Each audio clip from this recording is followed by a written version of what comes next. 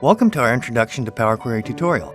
In this interactive series of quick videos, we'll walk you through how to get started with Power Query and take your data transformation skills to the next level. To get started, we'll download some data from a website. This step will just show you how to get data from various sources, so we won't be doing any transformations yet. First, open the Introduction to Power Query workbook. When you're done, copy the URL on the Import Data from Web worksheet. You can see that it's going to take us to a Wikipedia page for the FIFA World Cup standings. Next, go to Data, Get and Transform from Web.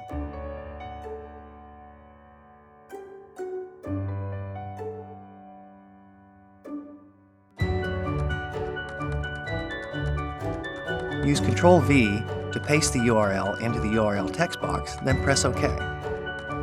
In the Navigator pane, under Display Options, select the Results table. Power Query will preview it for you in the Table View pane on the right. Press Load, and Power Query will transform the data and load it into Excel as a table.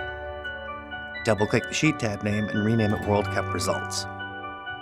In the future, should you need to refresh the table to get updates to this World Cup data, you'd select the table, then click Query Refresh.